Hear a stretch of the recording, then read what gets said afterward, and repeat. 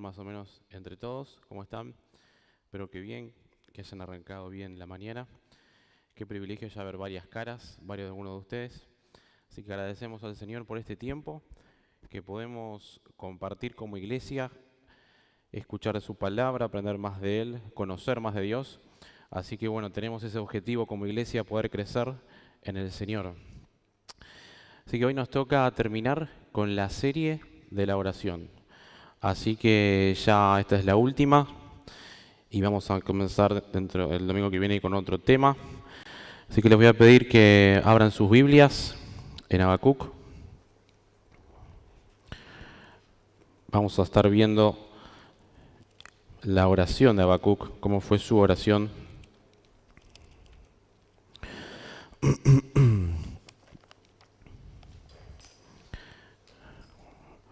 Vamos a orar. Señor, te damos gracias, Padre, por este tiempo. Te damos gracias, Señor, porque es un privilegio poder, como iglesia, Señor, escuchar tu voz, escuchar tu palabra, aprender de vos, Señor.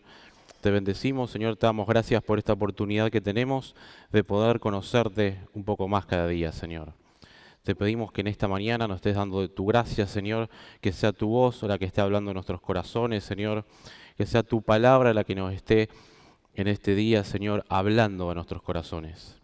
Te bendecimos, Señor, te damos gracias por esta oportunidad y este privilegio de poder escucharte. Te bendecimos y te damos gracias. En el nombre de Jesús. Amén.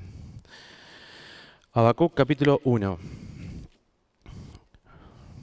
Ya, si no han podido venir o escuchar las otras lecciones sobre la oración, sería bueno que puedan ver en sus Biblias, en internet, los videos.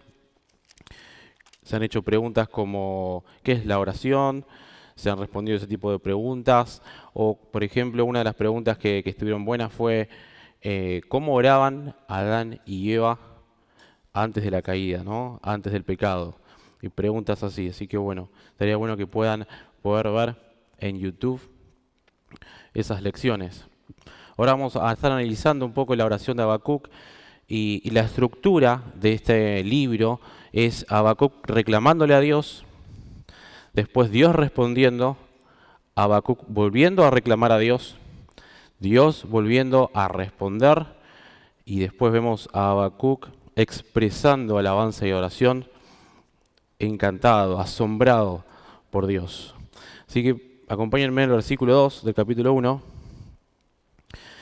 Dice Habacuc, el profeta, ¿hasta cuándo, oh Jehová, clamaré por auxilio? Pero no, tú no irás. Gritaré ante ti violencia, pero no, tú no salvarás. ¿Por qué me haces ver la iniquidad y me constriñes a mirar la opresión?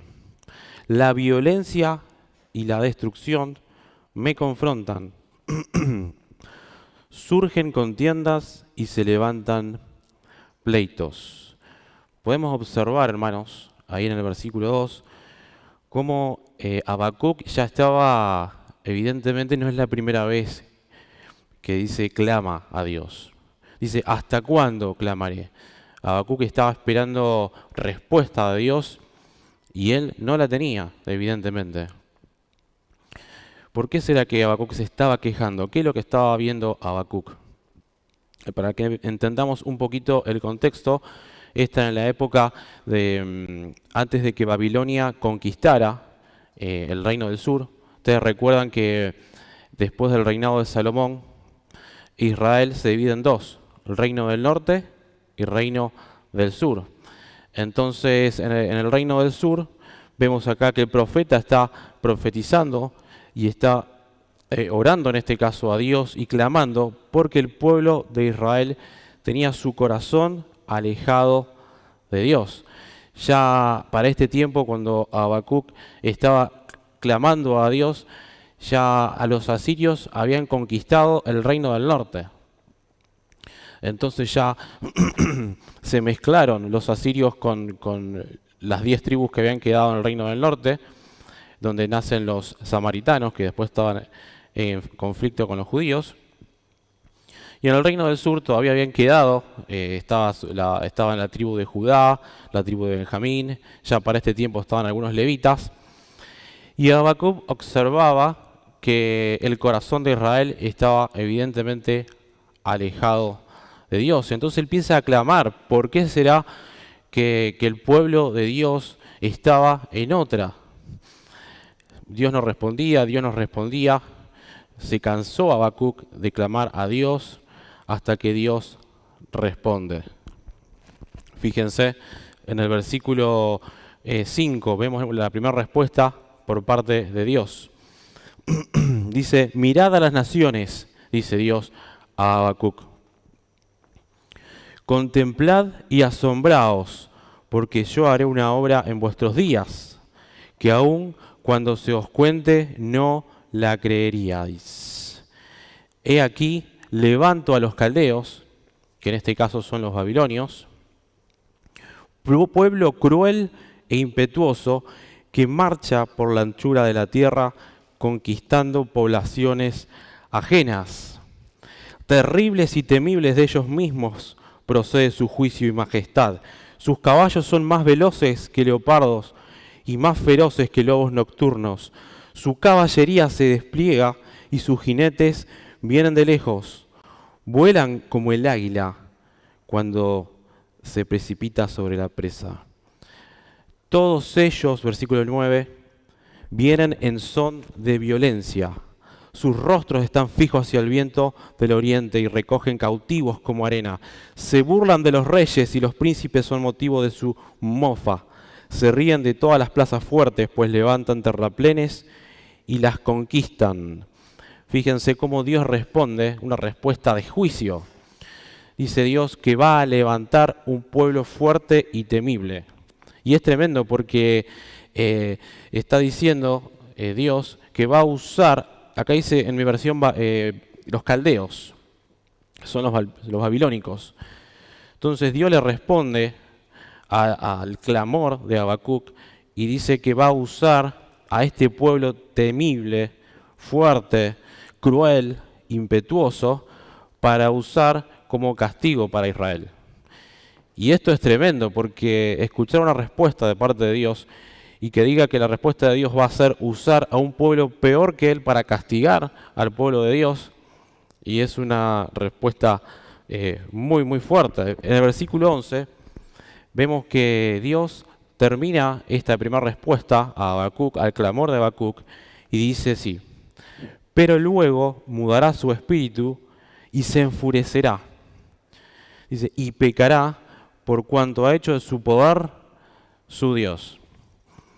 Ya Dios le está diciendo a Habacuc que este pueblo, estos babilonios, estos caldeos, que todavía no estaban en su auge, no estaban en su mejor momento, dice que va a llegar un momento, le dice Dios a Habacuc, que estos caldeos se van a ensoberbecer de su poder.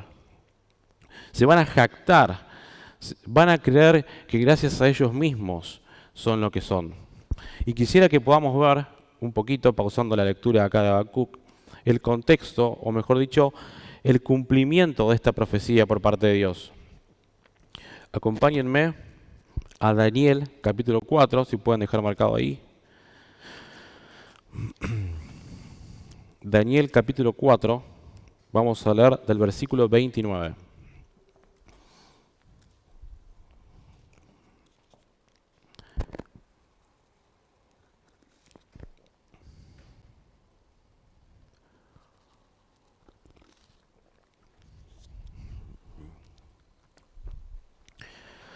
Ya en la época de Daniel, ya los babilonios habían conquistado, habían deportado a Daniel, Sadrach, Mesach y Abednego. Y ya Babilonia estaba en su auge, estaba en su mejor momento. Fíjense, Daniel capítulo 4, versículo 29, que dice, al cabo de 12 meses, paseando en el palacio real de Babilonia, este es Nabucodonosor, ¿no?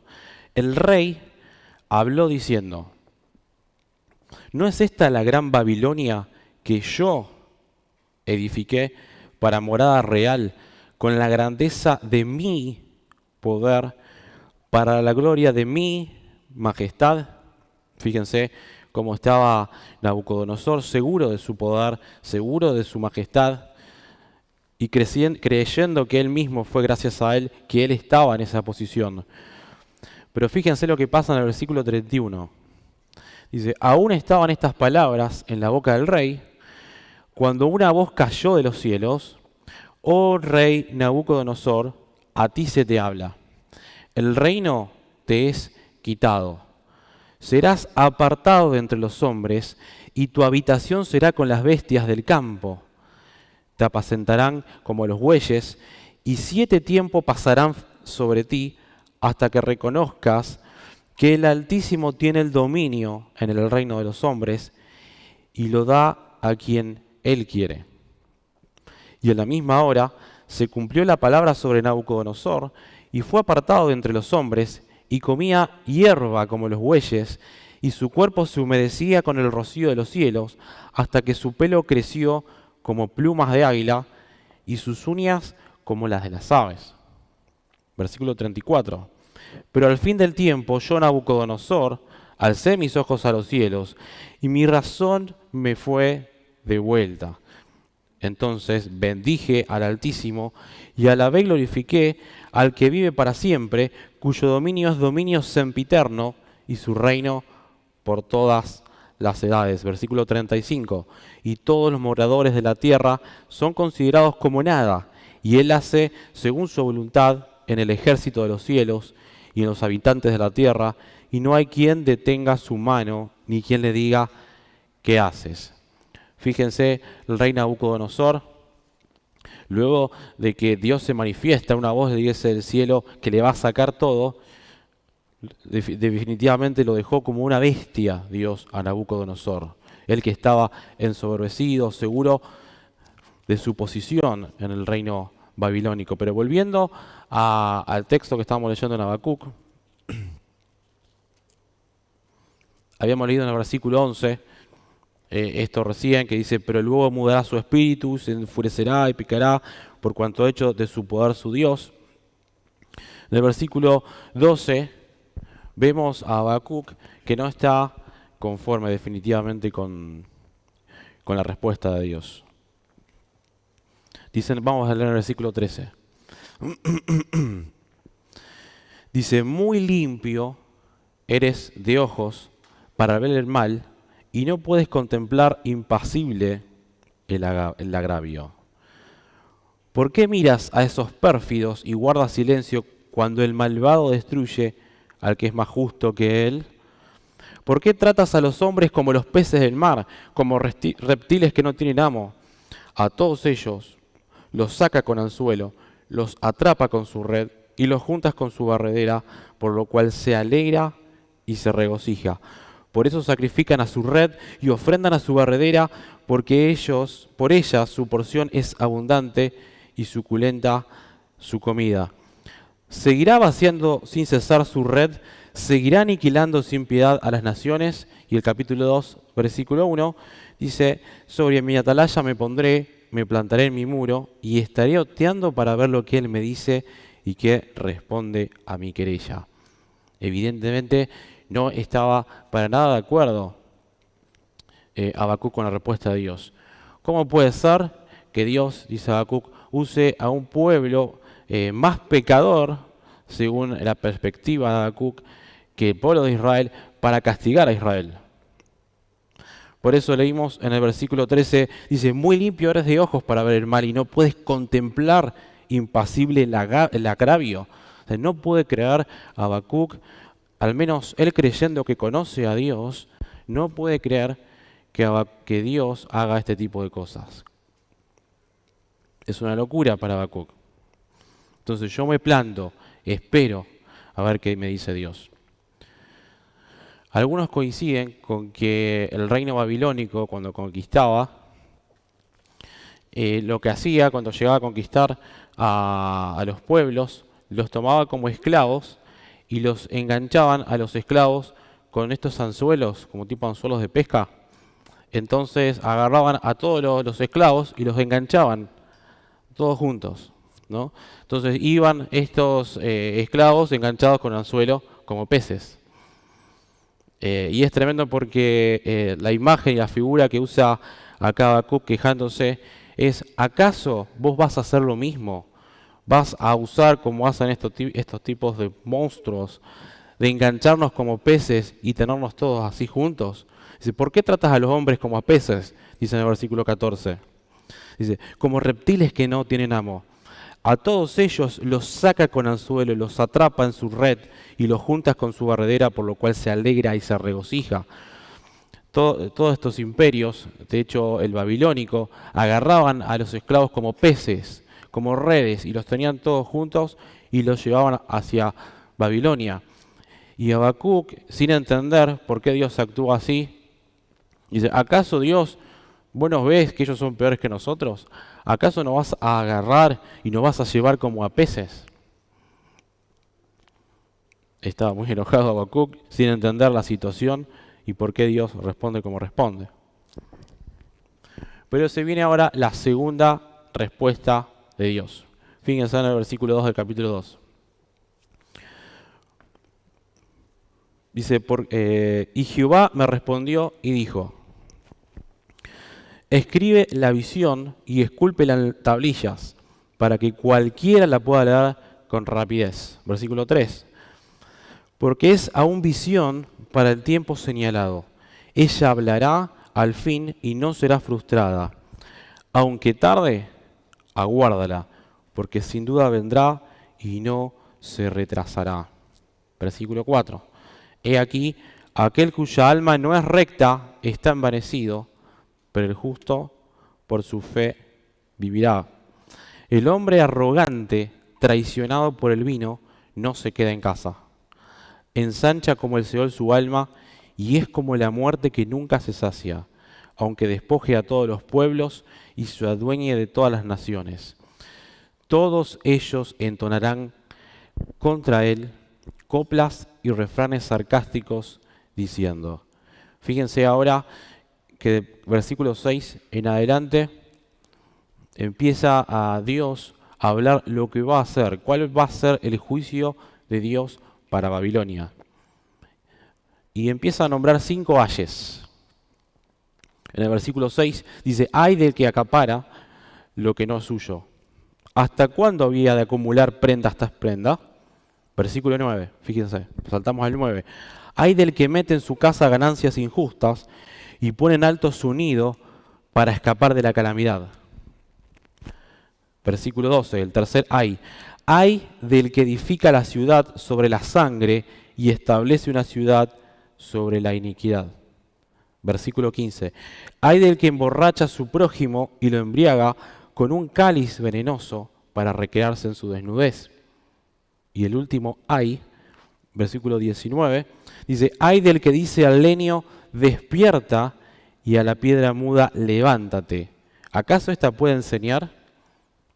Aludiendo a la idolatría. He aquí, está recubierto de oro y plata, pero no hay espíritu en él. Pero Jehová está en su santo templo, guarde silencio ante él toda la tierra. Fíjense cómo ahora responde conforme a lo que venía diciendo Habacuc, quejándose de la situación, cómo puede ser que Dios use a un pueblo más pecador que el pueblo de Israel para castigar a Israel. Y Dios responde y le dice, estamos de acuerdo con que Babilonia es un pueblo inicuo, pero hay de estos, hay de lo otro, hay 5 ayes distintos para aquellos que hacen iniquidad. Palmer Robertson le da título a cada uno de estos hay y le da una vuelta que está buena como para entender la ironía de Dios, ¿no? Porque Dios usa palabras irónicas en la respuesta para con Habacuc. Acá tengo el primer ay de versículo 6, dice, en vez de decir ay, dice ja, como irónico. Dice ja, el saqueador saqueado. Ja, el fortificado desmantelado. Ja, el civilizado desmoralizado. Ja, el desvergonzado difamado. Y ja, el idólatra incapacitado. Vemos cómo Dios va a hacer justicia por un pueblo que la verdad es totalmente inicuo. Entonces vemos de pronto la situación ahora en este libro, en Habacuc, que cambia todo. Hay una vuelta en esto. Vemos que ya el profeta queda como asombrado por un Dios todopoderoso, un Dios soberano, que hace como Él quiere, conforme a sus propósitos, por encima de los de Habacuc. Entonces Habacuc expresa ahora en el capítulo 3 una oración, una alabanza. Fíjense lo que dice en el capítulo 3, versículo 1. Dice, oración del profeta, Habacuc. Yo tengo mi versión que dice sobre Shigaión, pero por ahí van cambiando las palabras conforme a la versión que tengamos. Otra versión dice sobre o dentro del tono, una cosa así, o dentro de la escala tonal de Shigaión. O sea que ya como las respuestas, digamos, de Habacuc y la oración de Habacuc expresa alabanza y oración y lo hace a través de música. Si ustedes ven al final del capítulo 3, dice al director del coro con mis instrumentos de cuerda. O sea que ya Habacuc ya había preparado la tonalidad de la alabanza, probablemente algunos coinciden con que esto habla de la tonalidad, y con qué instrumento hacerlo. Algunos creen que Habacuc ya formaba parte del coro del templo, que puede ser, o sea que probablemente era un levita. Así que dice, bueno, hagamos en este tono y con estos instrumentos. Y ahí comienza esta poesía. Yo tengo como título el Salmo de Sumisión. Hubo oración o respuesta de Habacuc, depende de qué versión. Fíjense en el versículo 2, la respuesta de Habacuc. Dice, oh Jehová, he oído tu palabra y estoy atemorizado. En medio de los tiempos, oh Jehová, revive tu obra. Y en medio de la ira, acuérdate de tener misericordia. Fíjense el tono de voz de Habacuc, una persona que entendió la majestad, el poder, la autoridad de Dios, de este Dios al cual él no estaba entendiendo por qué obraba como obraba o por qué hacía lo que hacía. El conocer más de Dios, el conocer más del carácter de Dios, lo llevó a Habacuc a humillarse en oración. Dice, he oído tu palabra, estoy atemorizado. En medio de los tiempos, oh Jehová, revive tu obra, no la obra que él estaba esperando. Habacuc. Fíjense en el versículo 6. Dice, se detiene y mide la tierra, lanza una mirada y hace estremecer a las naciones. Las montañas antiguas se desmoronan, se hunden los montes de antaño, pero sus sendas son sendas eternas. Fíjense cómo Habacuc quiere dimensionar la majestad de un Dios todopoderoso y que es eterno. Dice, se detiene y mide la tierra, lanzo una mirada y esa mirada hace estremecer a las naciones. Las montañas más antiguas se desmoronan, se hunden los montes de antaño, pero sus sendas son eternas. Dios es para siempre. Dios es por encima de todo. Fíjense en el versículo 16. Vamos para el final ya. Dice, lo escuché y se conmovieron mis entrañas y mis labios palpitaron al oírlo. La podredumbre entró en mis huesos y dentro de mí mismo me estremezco porque debo esperar quieto el día de la adversidad, cuando el pueblo que nos ha de invadir suba con sus tropas. Recuerdan que la primera respuesta de Dios fue que iba a usar a los caldeos o a los babilónicos para usarlos como vara de castigo a un pueblo que es el pueblo de Israel, que tiene su corazón alejado de Dios. Entonces, ¿qué dice Habacuc? Listo, Dios se presenta, Dios ve su poder, Dios ve su majestad, Dios cómo levanta a los caldeos, a los babilonios, y asombrado por Dios, se rinde, se postra, se humilla y adora.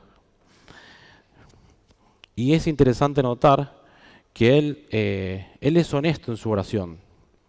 Porque leímos recién en el versículo 16 que cuando escuchó la palabra de Dios, lo que Dios iba a hacer, dice, se conmovieron mis entrañas.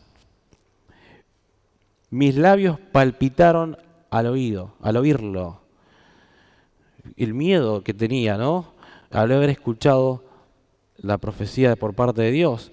Dice, yo tengo en esta versión como la podredumbre, dice, entró a mis huesos, pero es como que él sentía que en su interior sus huesos estaban como desintegrando. Y dentro de mí mismo me estremezco porque debo esperar quieto a la adversidad. Ya la oración de Habacuc no es Dios cambia esto, Dios cambia lo otro. ¿No?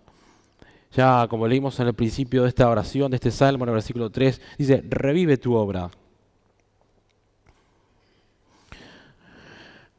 Y en el versículo 17, esto es muy bueno, es tremendo, porque dice, aunque la higuera no florezca, ni en las vides haya fruto, aunque engañe el producto del olivo y los campos no produzcan alimento, aunque se acaben las ovejas del redil y no haya vacas en los establos, con todo yo me alegraré en Jehová y me gozaré en el Dios de mi salvación.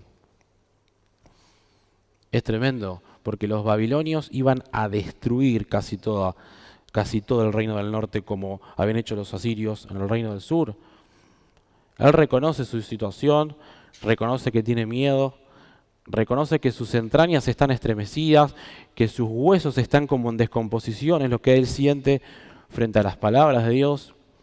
Pero así todo, dice, aunque la vid no dé fruto, aunque no haya vacas, aunque no haya ovejas, aunque la higuera no florezca, aunque los campos no produzcan alimentos y no haya vacas en los establos, con todo yo me alegraré en Jehová y me gozaré en el Dios de mi salvación. Vemos a un Habacuc asombrado, humillado, en adoración, habiendo conocido un poco más de este Dios majestuoso, de este Dios todopoderoso. Y dice, me gozaré y me alegraré a pesar de todo. Y eso, hermanos, lo hace Dios, evidentemente. Como una persona puede estar gozoso o sentir esa alegría, esa satisfacción en medio de una adversidad tan grande. Evidentemente, Habacuc estaba asombrado por un Dios omnipotente. Entonces culmina esta alabanza y esta oración. Dice, Adonai Jehová es mi fortaleza.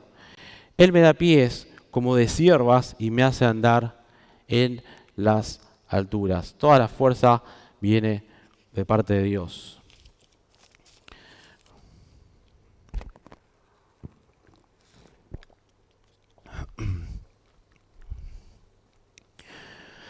Bien, ahora vamos a ver, le voy a pedir que me acompañen a Efesios capítulo 1, donde vamos a ver al apóstol Pablo orando. Y habiendo visto esto, habiendo visto a Habacuc, habiendo conocido un poco más el carácter de Dios, asombrado por Dios, vamos a ver por qué ora ahora el apóstol Pablo. En este mismo sentido, vamos a ver un poquito cuál es el motivo de oración. Vamos a empezar del versículo 15. Vamos a leer el versículo 15 y 16 cuáles eran los motivos de agradecimiento del apóstol Pablo. Esto nos va a ayudar un poquito para que podamos analizar por ahí cómo es nuestra oración muchas veces.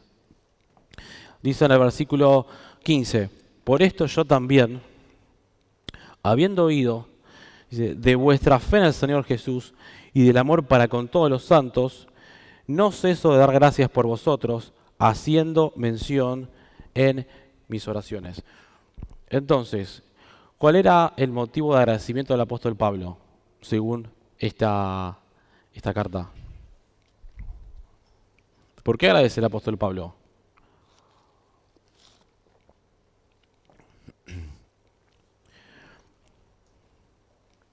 ¿Cómo? Por la fe, ¿verdad? Pablo está agradecido al Señor por la fe que tienen los hermanos en Éfeso. ¿Qué más? ¿Hay otra cosa más en su lista de agradecimientos? El amor, bien, el amor. Entonces Pablo da gracias al Señor por la fe que tienen estos hermanos en Éfeso y el amor ¿Para con quiénes? Dice ahí. ¿Lo ven? Con todo, dice Titi. Para con todos los santos. Pablo, estando preso, está agradecido al Señor por la fe de los hermanos en Éfeso. Dice, manifestado en el amor para con todos los santos, con toda la iglesia local. Fíjense qué interesante este motivo de agradecimiento de Pablo, que los hermanos en Éfeso manifestaban constantemente el amor para con todos los santos. Es verdad que muchas veces, ¿no?, de manera natural se da esto, de que uno tenga más afinidad dentro del cuerpo de Cristo, más con uno que con otro.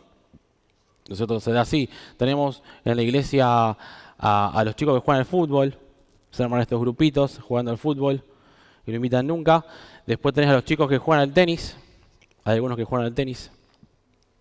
Tenés a otros, los jóvenes más jóvenes, que se juntan ellos por un lado. Dentro de los jóvenes más jóvenes, como David atrás, que se junta, dice.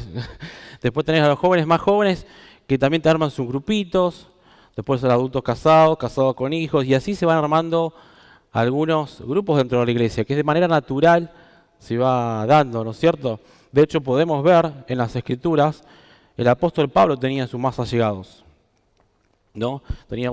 Pablo estaba con Bernabé, con Lucas, lo tenía Timoteo como su hijo espiritual. Lo vemos al Señor, incluso, que él tenía sus íntimos, ¿no? Tenía al apóstol Juan, al apóstol Pedro, que estaban con ellos siempre. Pero hermanos, el Señor manifestaba su amor para con todos los apóstoles, ¿verdad? Su servicio no era solo para con Pedro y Juan, sino para con todos los apóstoles. Y es esto lo que Pablo agradece al Señor, porque la iglesia en Éfeso es una iglesia que ama al Señor, que tiene una fe genuina y que se manifiesta este amor para con todos los santos, con todos los hermanos de la iglesia. O sea que hay algo más que lo natural que nos pueda llegar a unir a nosotros, ¿no es cierto? Que hay una conexión espiritual dentro de la iglesia.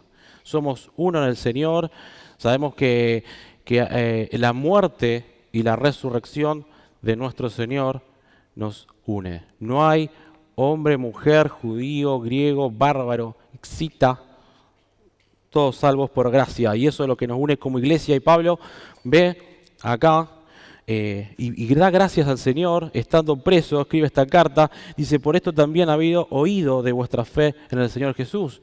Él estuvo escuchando estando preso.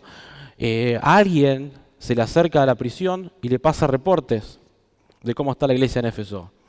Y evidentemente uno de estos reportes es que la iglesia está afianzada en la fe. Y esa fe se manifiesta con todos. Versículo 17.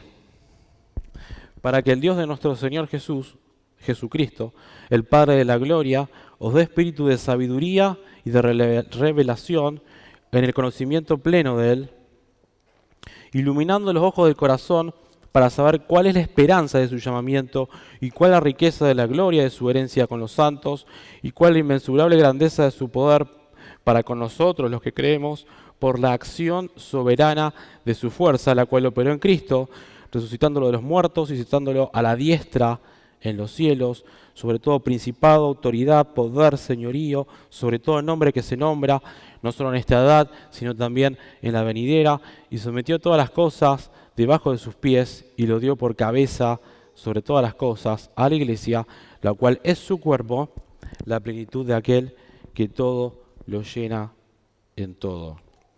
Bien, ya vimos nosotros entonces cuáles eran los motivos de agradecimiento de Pablo. Ahora, ¿cuál era su listita de oración? ¿Por qué oraba el apóstol Pablo? A partir del versículo 17, ahí Pablo detalla por qué oraba.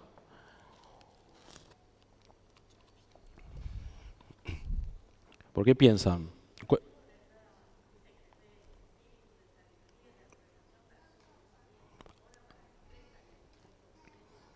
Ahí está. Titi dice que, mencionando los textos, los versículos, dice que Pablo está orando para que tengan conocimiento, pleno conocimiento del Señor, en todo conocimiento, dice toda sabiduría, en todo discernimiento. Es el motivo de oración del apóstol Pablo. Pablo oraba para que la iglesia pueda conocer más a Dios, ¿no? Que es un poco lo que vemos en Habacuc. Habacuc pudo tener una perspectiva de la vida, una cosmovisión más correcta, pudo conocer lo que Dios quería para el pueblo de Israel y para todas las naciones cuando tuvo comunión con el Señor, más comunión con el Señor, y entendió un poco más de su carácter, conoció un poco más de Dios. Entonces vemos a Pablo que está orando para que la iglesia en Éfeso sea llena del pleno, como dice Titi, conocimiento de Dios, el pleno conocimiento. Y acá la palabra que usa Pablo, epignosis. O sea, gnosis es conocimiento, pero acá está hablando de algo que te rodea de conocimiento de Dios. Pablo está orando por una iglesia que esté rodeada, que esté llena, que esté plena de conocimiento de Dios. Y dice, ¿para qué? Dice, iluminados los ojos del corazón para saber cuál es la esperanza de su llamamiento. La iglesia que no cree en Dios no tiene esperanza, no hay llamado. ¿Cuál es la riqueza también, el otro propósito por el cual Pablo oraba así? Dice, ¿cuál es la riqueza de los que creemos?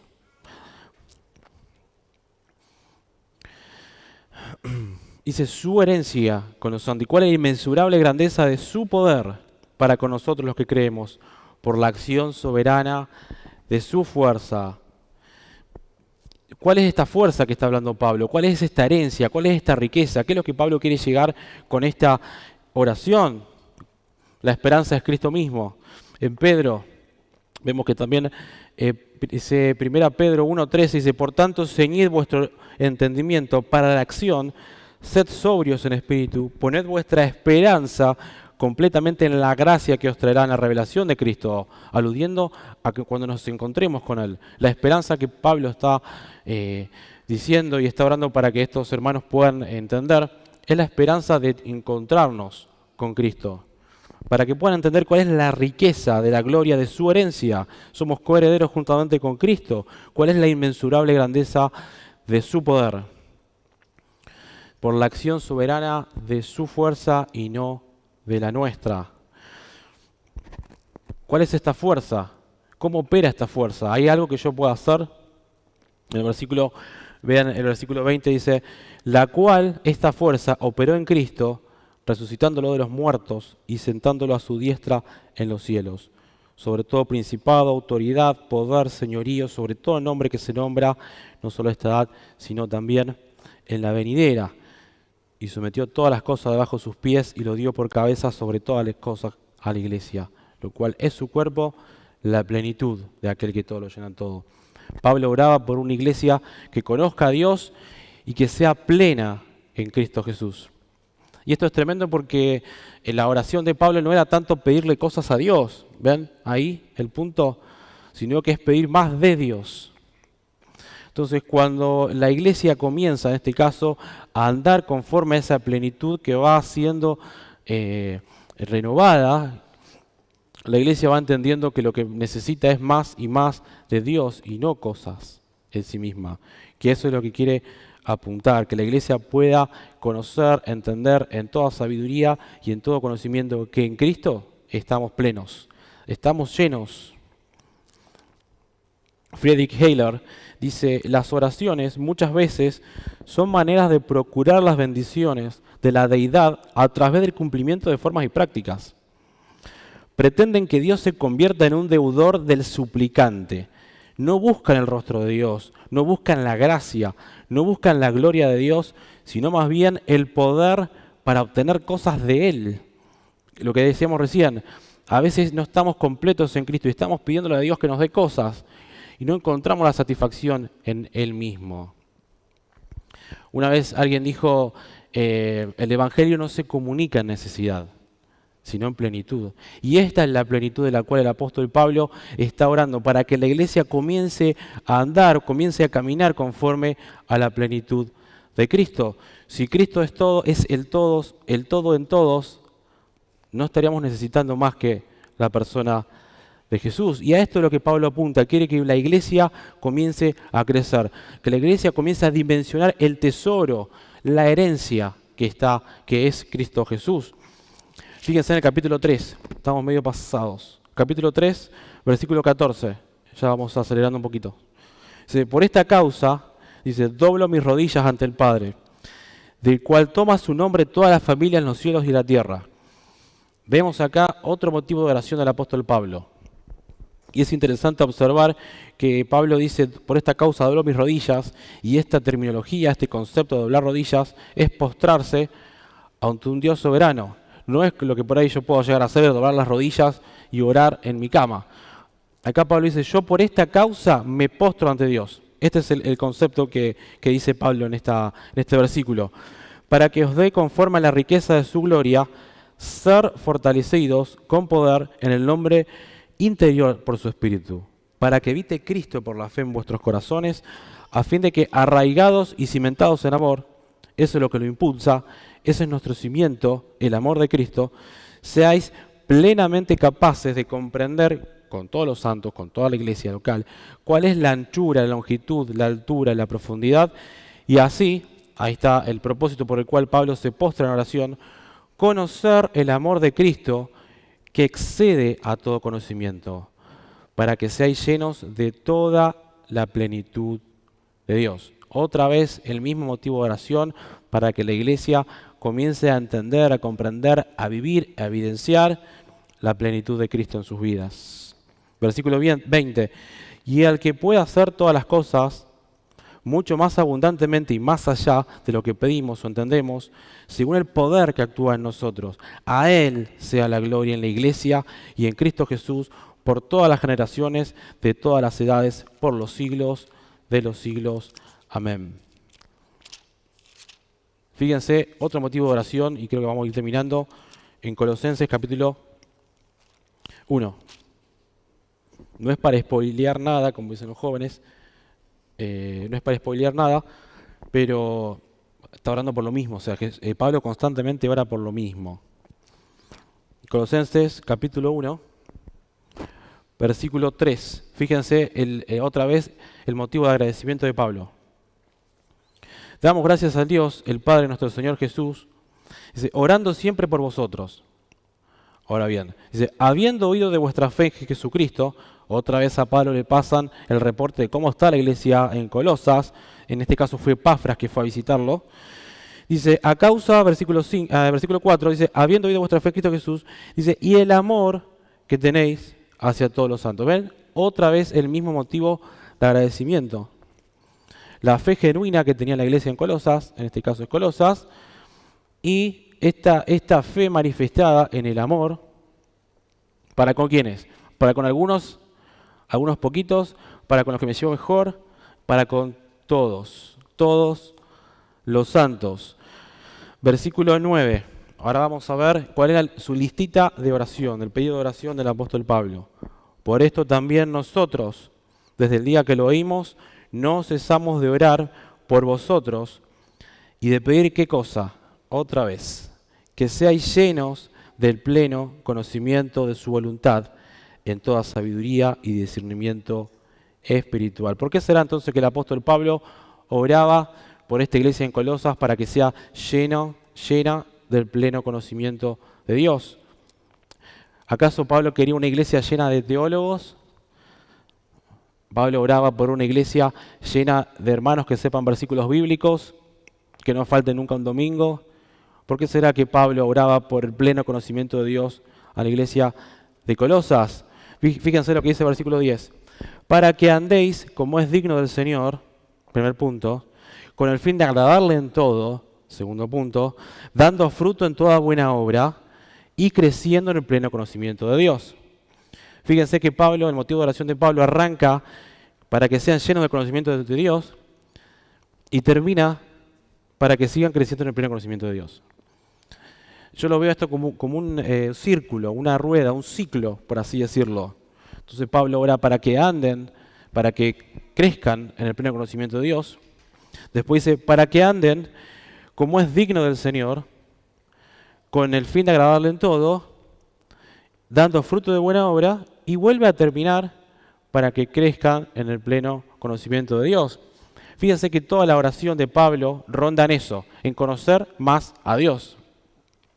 Muchas veces es verdad que la ecuación la hacemos al revés. Nosotros pensamos que tenemos que hacer cosas para agradar a Dios y para que Dios nos acepte. Constantemente tenemos esta inclinación por pensar que la ecuación es distinta, que nosotros tenemos que hacer algo para que agradar a Dios y Dios nos acepte. Pero fíjense que Pablo no está orando por una iglesia llena de legalistas o llena de moralistas que quieran venir todos los domingos o orar, leer la Biblia. Pablo oraba por una iglesia llena de pleno conocimiento de Dios. Y ese pleno conocimiento de Dios se manifiesta buenas obras. Por eso oro para que estén llenos del pleno conocimiento de Dios, para que anden como es digno del Señor, una vida en santidad, una vida de santificación, conforme a la fe genuina de estos hermanos, creciendo en el pleno conocimiento de Dios, con el fin de agradarle en todo, dando fruto en toda buena obra, y vuelva a terminar creciendo en el pleno conocimiento de Dios. Y es interesante, hermanos, porque esta debería ser también nuestro objetivo, crecer y conocer a Dios, para que podamos entender, como vimos en Habacuc, asombrado por el poder y la majestad de Dios, que nuestra iglesia también pueda crecer en esta gracia que ha sido derramada. Y ahora sí estamos ya terminando, pero quisiera leerle una oración que nos tocó leer en su momento en los núcleos, las casas de familia. Les leo. Dice, un reconocido escritor concluyó: ¿por qué, oh Señor, es tan difícil para mí mantener mi corazón dirigido hacia ti? ¿Por qué me ocupa mi mente continuamente las muchas pequeñas cosas que quiero hacer? Incluso durante las horas en que estoy totalmente libre para estar contigo y nada más que contigo. Fíjense la oración transparente de esta persona. ¿Por qué mi mente vaga en tantas direcciones y por qué mi corazón desea las cosas que hacen que me desvíe? ¿No eres suficiente para mí? Sigo dudando de tu amor y solicitud, de tu misericordia y de tu gracia. Sigo preguntándome dentro de mi ser si me darás todo lo que necesito y si solo mantengo mis ojos a ti. Por favor, acepta mis distracciones, mi fatiga, mis irritaciones, mis vagabundeos sin fe. Me conoces más profundamente de lo que yo me conozco. Me amas con un amor más grande que aquel con el que yo puedo amarme. Hasta me ofreces más de lo que puedo decir. Mírame, obsérvame en toda mi aflicción y confusión interna y permíteme sentir tu presencia en medio de mi agitación. Sin embargo, tengo miedo a hacerlo. Temo que me rechaces, pero sé por fe que tú decides amarme.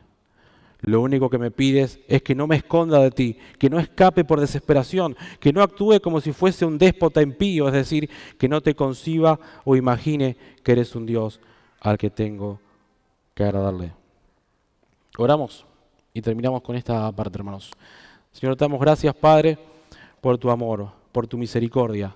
Te damos gracias que podemos entrar confiadamente al trono de la gracia para hallar gracia y misericordia en el oportuno socorro. Te damos gracias por esa cruz, Señor, que nos acercó a vos, por esa muerte y resurrección de tu Hijo que nos permite entrar, Señor, con nuestro corazón humillado. Te bendecimos, Señor, y te pedimos que podamos crecer en pleno conocimiento de tu voluntad, Padre, que podamos ser factores de bendición, que podamos bendecir a los demás, que podamos proclamar tu evangelio, Señor, y que podamos crecer en tu gracia y en tu sabiduría. Te bendecimos y te damos gracias, Padre.